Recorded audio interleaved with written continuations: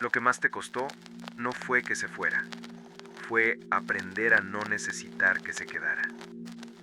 Quiero que hagas algo antes de que empiece este video. Quiero que pares un momento, que cierres los ojos si puedes, que dejes que el ruido del día se quede afuera por unos minutos. Y quiero que pienses en un momento específico. No tienes que buscarlo mucho. Ya lo tienes. Lo has tenido siempre.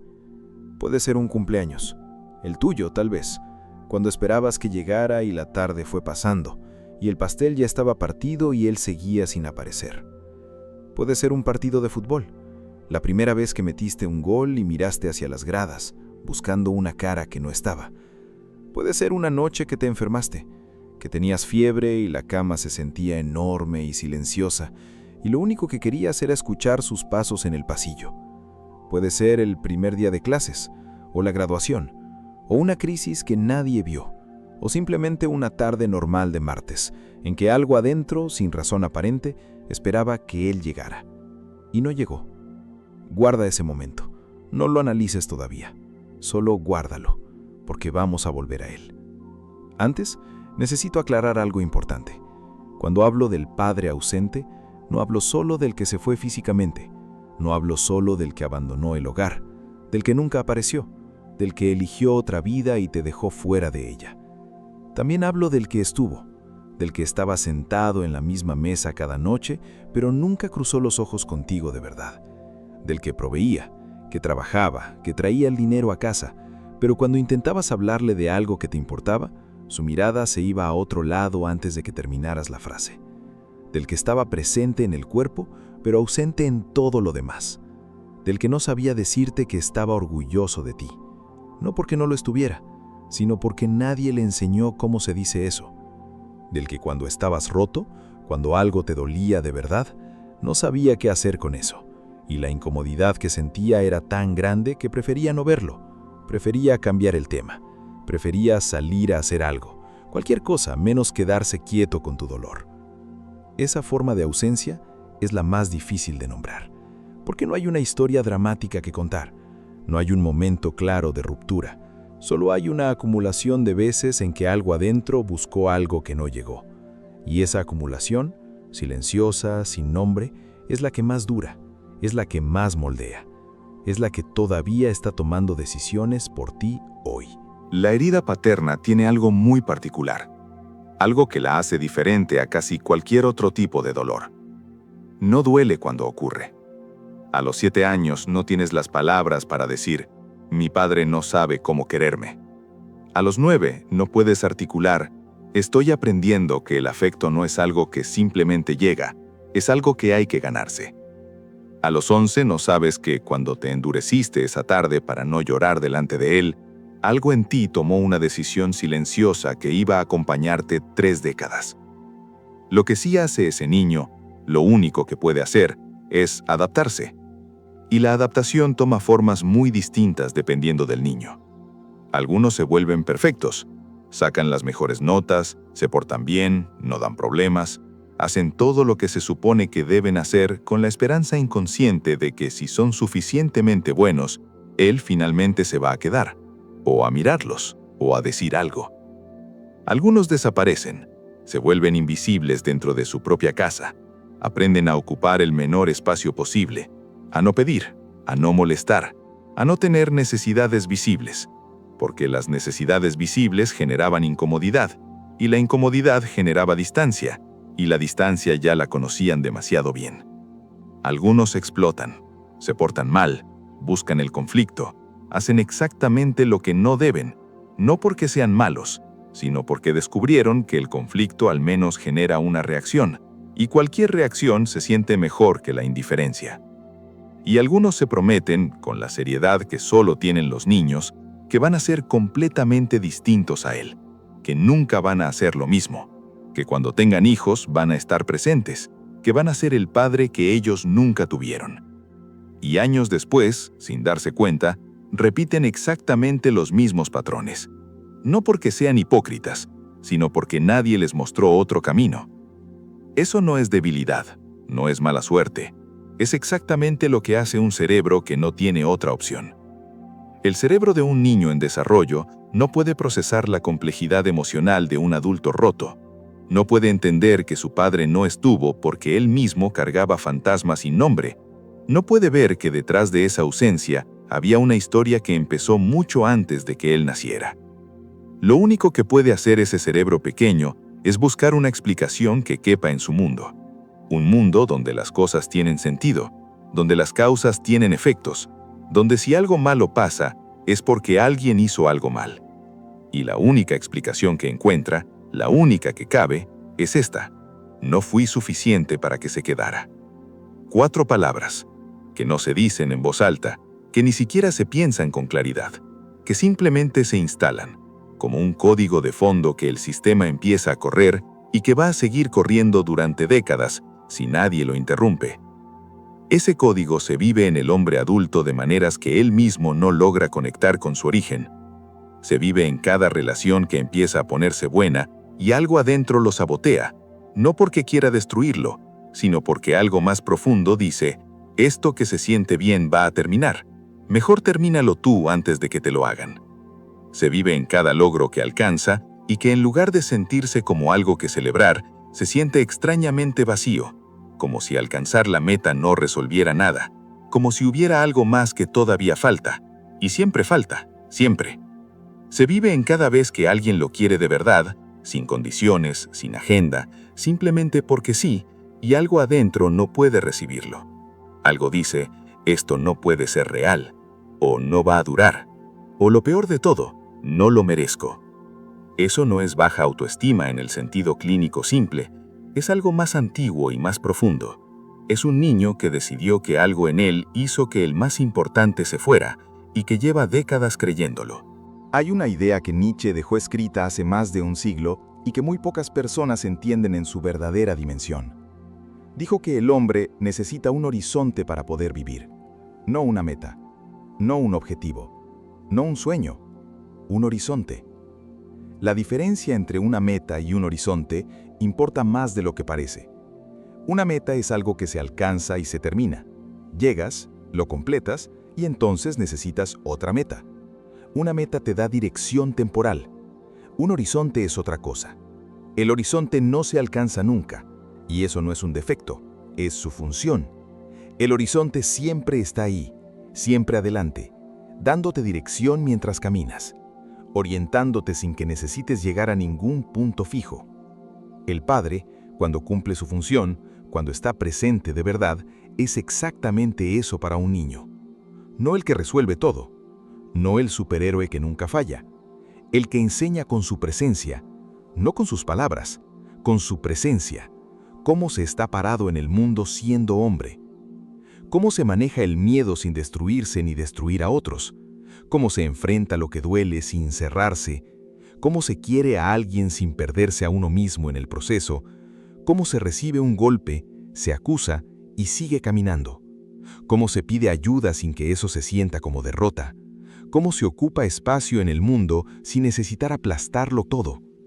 Eso no se enseña en un discurso, eso se aprende viéndolo todos los días, en los momentos pequeños, en cómo maneja la frustración, en cómo responde cuando algo falla, en cómo trata a las personas que no pueden hacerle nada a cambio.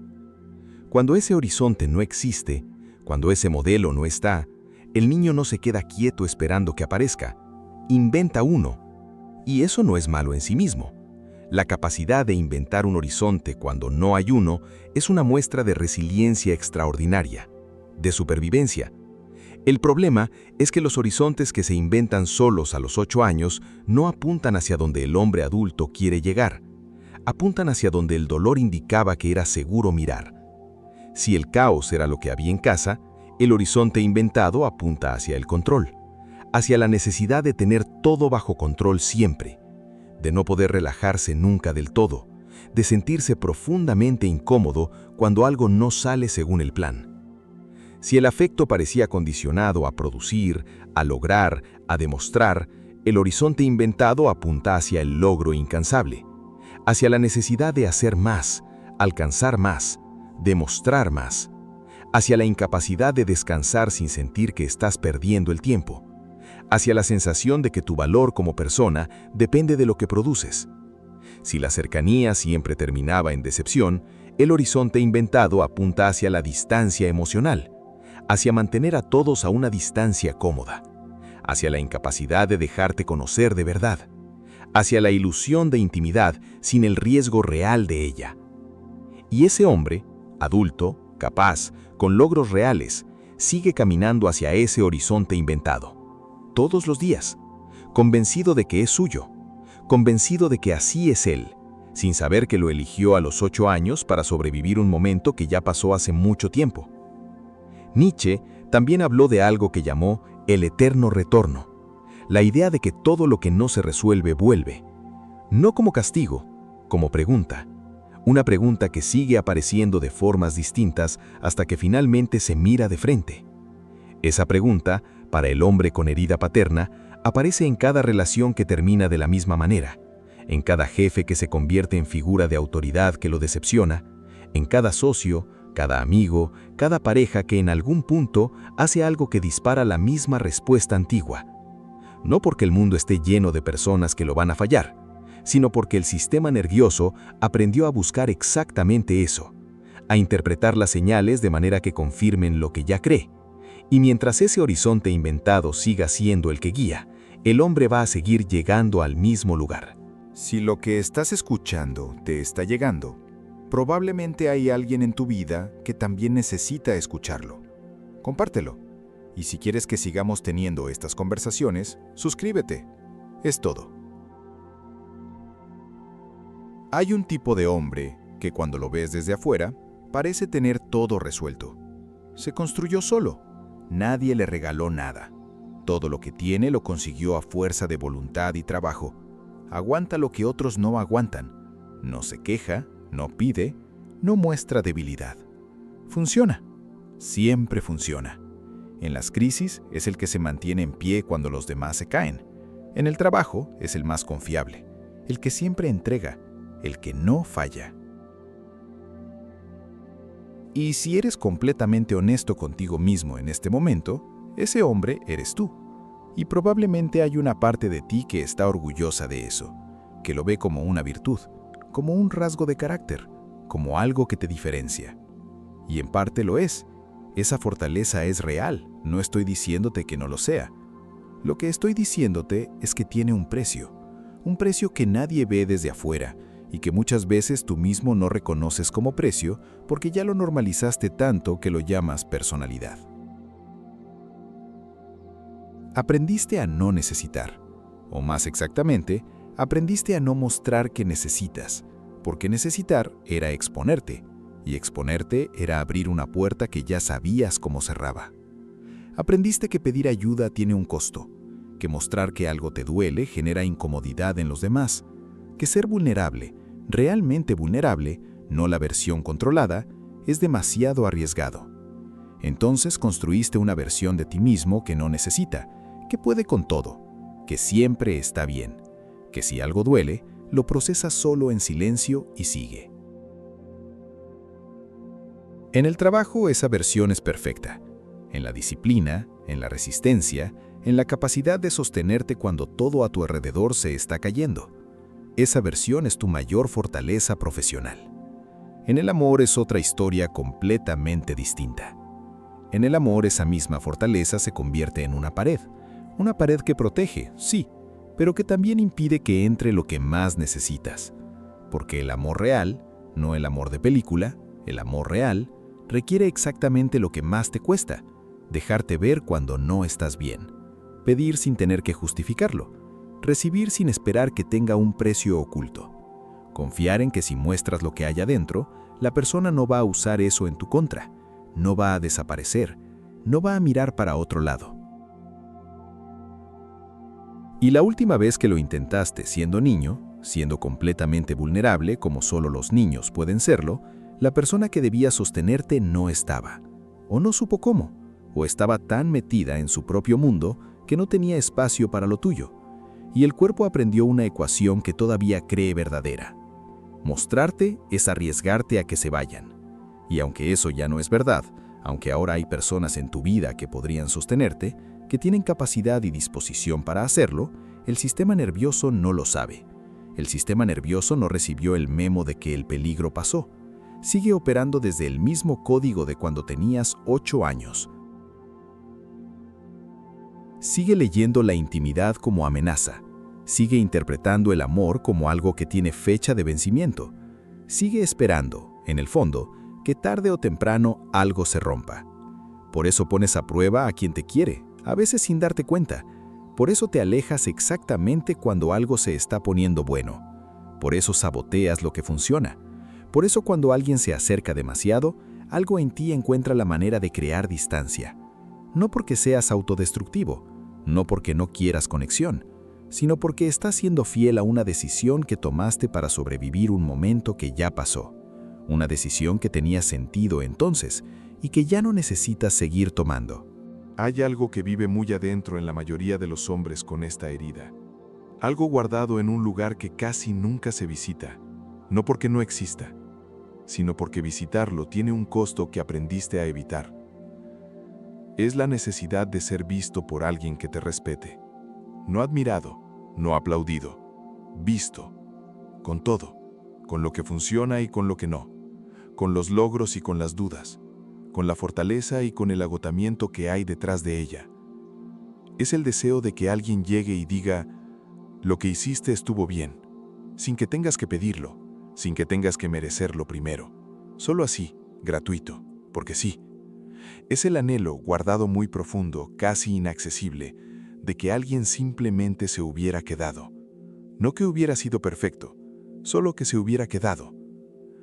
Eso no se dice en voz alta, porque decirlo suena a debilidad, y ya aprendiste que la debilidad tiene consecuencias, o al menos eso aprendiste de niño.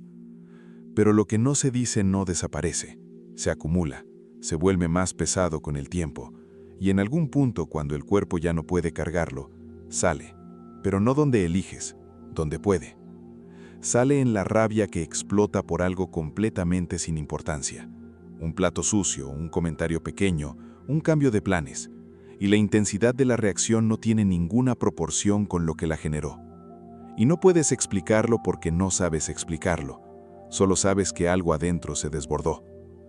Sale en la relación que destruyes exactamente cuando estaba haciendo lo que más querías. Cuando ya sentías que podría ser algo real. Y algo en ti, sin que lo decidas conscientemente, encuentra la manera de romperlo.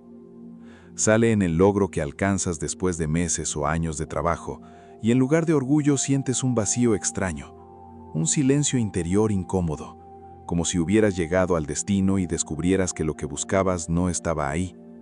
Sale en la incomodidad profunda que sientes cuando alguien te da algo genuinamente, sin pedirte nada a cambio, sin que tengas que ganártelo. Ese momento en que alguien es simplemente bueno contigo y algo adentro no sabe cómo recibirlo.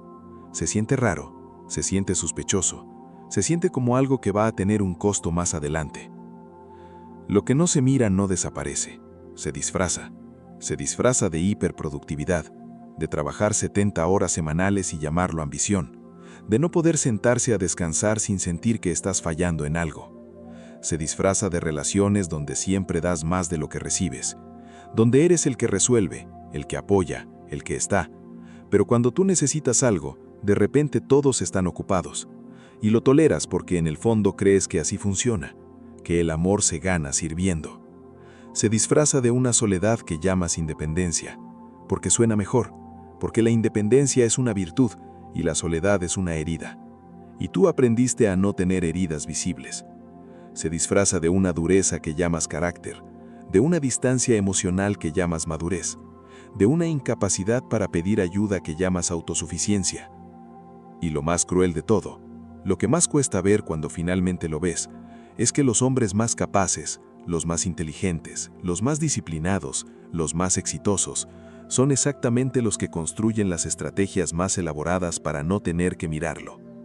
El hombre brillante tiene argumentos filosóficos y psicológicos impecables para explicar por qué su distancia emocional en realidad es sabiduría. El hombre exitoso tiene la agenda tan llena que literalmente no tiene tiempo para escuchar el silencio. El hombre disciplinado convierte la rutina en una armadura tan sólida que nadie, incluido él mismo, puede atravesar. Y por dentro todos cargan con lo mismo.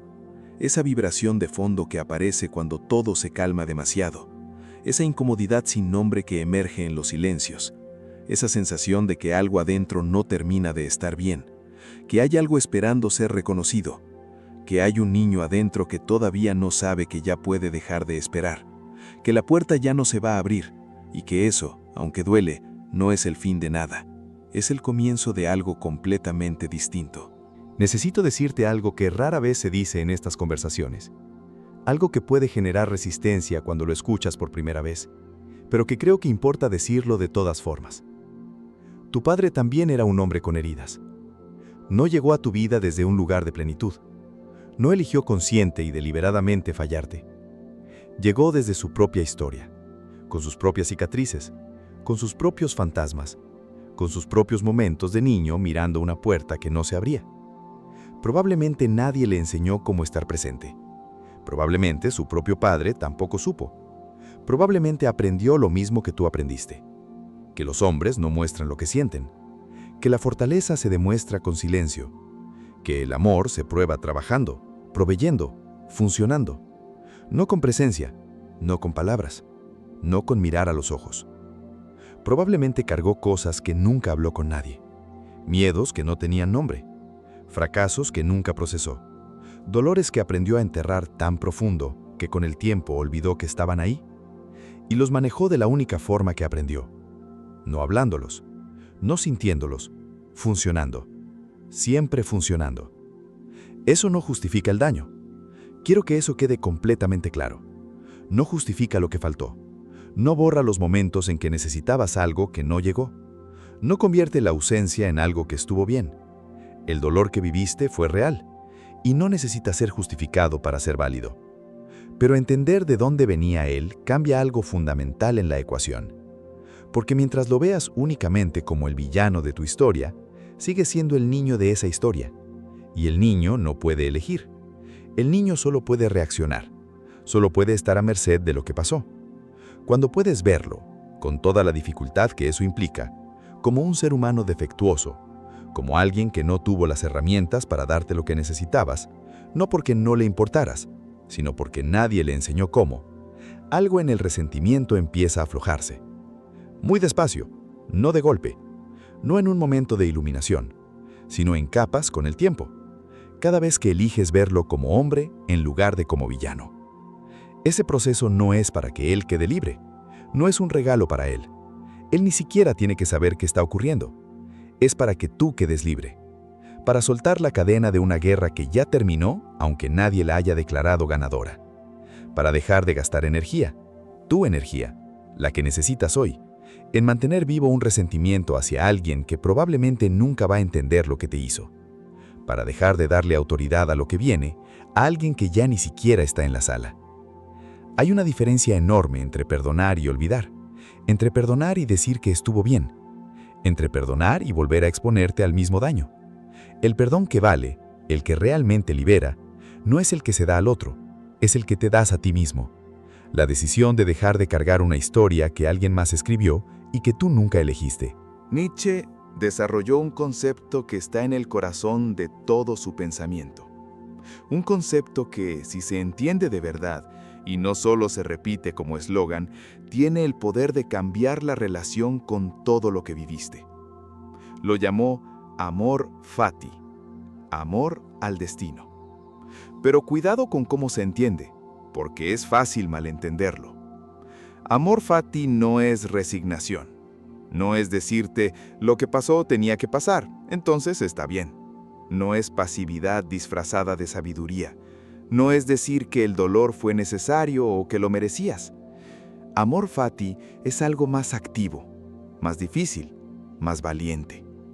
Es la decisión de abrazar completamente todo lo que eres, incluyendo lo que te rompió, incluyendo lo que nunca pediste, incluyendo lo que nunca debió haber pasado, pero pasó. No porque estuvo bien, sino porque es tuyo, porque es parte de lo que te hizo. Y negar esa parte es negar una parte de ti mismo. Piénsalo así.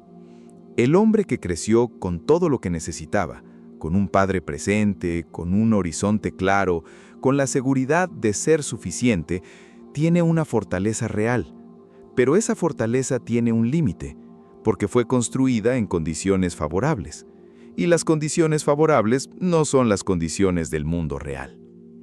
El hombre que sobrevivió lo que no debía tener que sobrevivir, que construyó su horizonte desde cero, que aprendió a pararse solo cuando no había nadie que lo sostuviera, tiene un tipo de fortaleza diferente, una fortaleza que no tiene fondo visible, porque fue construida en las condiciones más difíciles.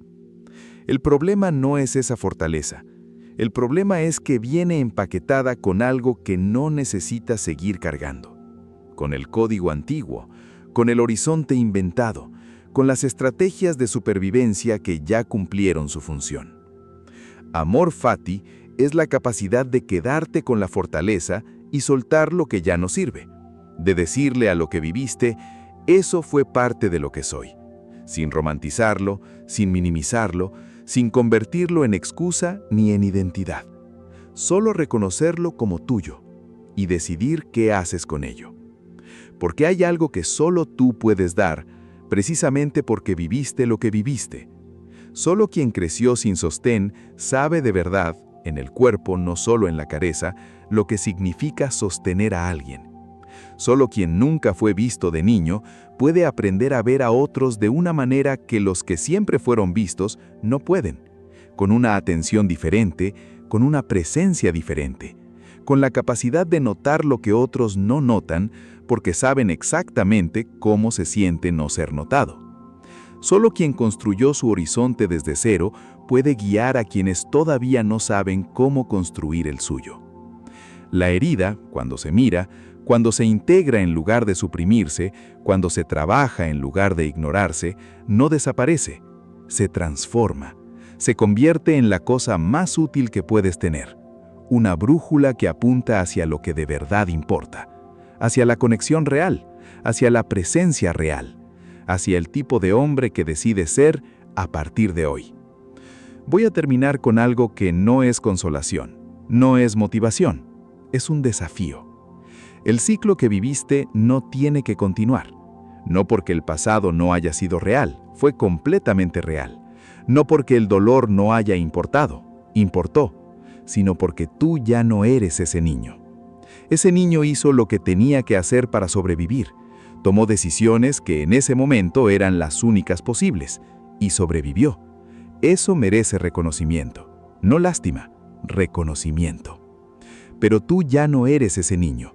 Tienes algo que él no tenía, la capacidad de mirarlo, de seguirle el rastro hasta su origen, de entender de dónde viene lo que viene, y de decidir, con toda la libertad que eso implica, qué haces con lo que encontraste.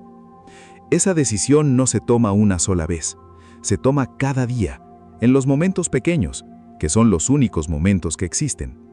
Se toma cada vez que sientes el impulso de alejarte cuando algo se está poniendo bueno, y en lugar de alejarte, te quedas. Se toma cada vez que alguien te pregunta cómo estás de verdad, y en lugar de decir bien, respondes con verdad. Se toma cada vez que tienes la oportunidad de estar presente para alguien que te necesita y cruzas ese umbral. Se toma cada vez que el código antiguo se activa y en lugar de seguirlo automáticamente, lo reconoces, lo nombras y eliges diferente. No siempre, no perfectamente. Habrá días en que el código gane, en que la pared vuelva a aparecer, en que el horizonte inventado vuelva a tomar el control. Y eso está bien, no es fracasar. Es ser humano. Lo que importa es lo que haces después, si te levantas, si lo miras, si sigues eligiendo. Convertirse en el padre que uno nunca tuvo no significa ser perfecto, no significa no tener miedo, no significa que el código antiguo desaparece. Significa el hombre que se sostiene a sí mismo sin que eso le cueste la capacidad de amar, que puede recibir afecto sin huir de él, que puede mostrarse sin necesidad de garantías de que no le va a doler, que puede quedarse cuando todo en él quiere irse, que puede cruzar ese umbral. Ese hombre eres tú, si decides serlo. Este canal no existe para anestesiarte. No existe para darte frases bonitas que duren 5 minutos. Existe para mostrarte las verdades que casi nadie quiere mirar de frente. Si prefieres una verdad incómoda antes que una mentira tranquilizadora, suscríbete, porque lo que viene no es contenido para distraerte, es contenido para despertarte.